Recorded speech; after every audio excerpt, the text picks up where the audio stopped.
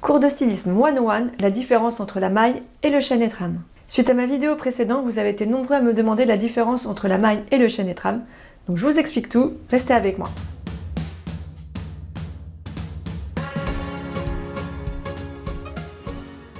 Le chaîne et trame, c'est le tissage tout simplement. C'est une technique des plus anciennes, elle remonte à avant l'Antiquité et elle est revenue à la mode récemment avec le DIY. Le tissage se fait sur métier à tisser, version maison, version industrielle. Mais peu importe, elle est toujours composée de 3 éléments. Le fil de chaîne qui est parallèle à la lisière, c'est-à-dire au bord du tissu, le fil de trame qui est perpendiculaire et la navette. La navette sert à emmener le fil de trame et à faire des passages au-dessus et en dessous du fil de chaîne.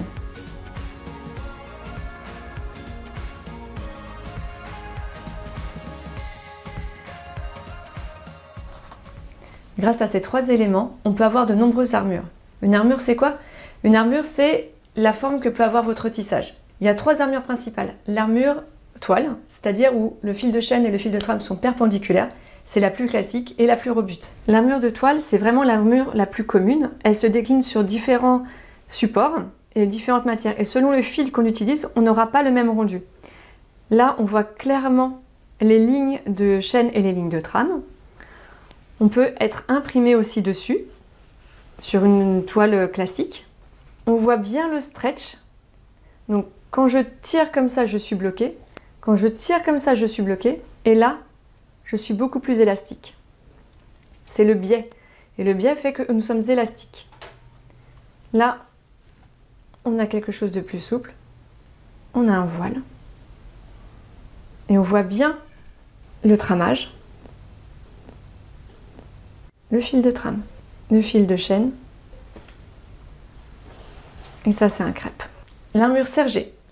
L'armure sergée, il y a un endroit, un envers, mais pas de haut, pas de bas. On va avoir une certaine diagonale.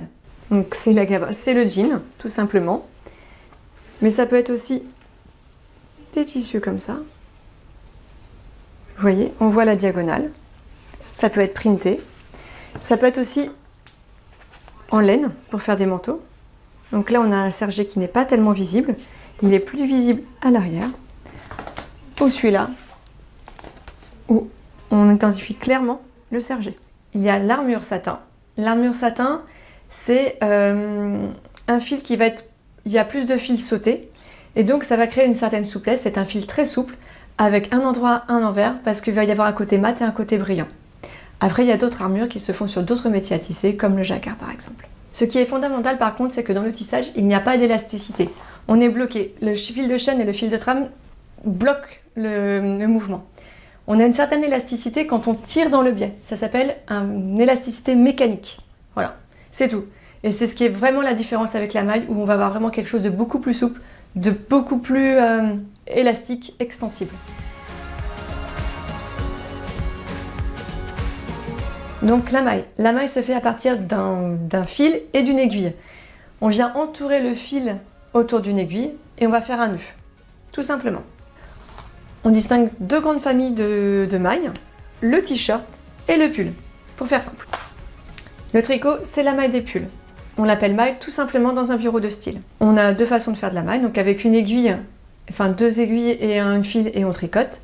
Dans l'industriel, on fait avec un métier rectiligne. C'est un métier en fait où il y a plusieurs aiguilles, un fil qui va passer et qui va sortir des panneaux. Le principe de la maille, c'est que les panneaux sortent en forme. Ça veut dire qu'il n'y a pas de perte de matière. On va sortir une manche comme elle doit être faite. On va sortir un devant comme il doit être fait, avec un jeu de diminution. Ça me permet en fait d'éviter énormément la perte de matière. Il arrive qu'on sorte des grands panneaux de maille et qu'on s'en serve comme si c'était du t-shirt, avec un patronage qu'on vient appliquer dessus et on coupe. Mais on perd l'intérêt de la maille classique. On le fait souvent quand ça coûte trop cher en fait de faire des diminutions. Donc avec la maille, on a vraiment une certaine souplesse et en plus on peut jouer énormément avec un nombre de points incroyable. On distingue donc la maille rectiligne et la maille circulaire. La maille circulaire, c'est ce qu'on appelle le t-shirt, communément appelé le jersey dans un bureau de style. Voilà, c'est vraiment le t-shirt, le coupé cousu, cut and sew. Le t-shirt, on est donc sur des métiers circulaires, plus ou moins larges, et on va tricoter en rond. Après, on va couper le tissu en 2 et on va s'en servir comme d'un tissu classique sur lequel on va poser nos patronages, les découper et les assembler. Le fait de tricoter en rond va donner un certain mouvement à votre tissu. On va vous donner un certain biais en fait. Plus le métier est petit et plus le biais va être fort.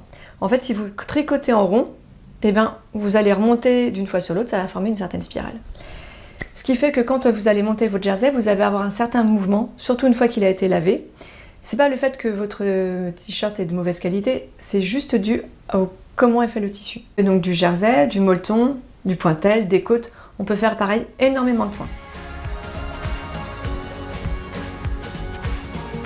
Donc pour faire simple, la différence principale entre le chêne et trame et la maille, c'est la différence d'élasticité, la différence de métier pour le monter. Il y en a qui sont faits avec 2 fils qu'on croise, un autre avec des fils qu'on tricote. Donc il y a une vraie élasticité du côté de la maille qu'on perd au côté du chêne et trame.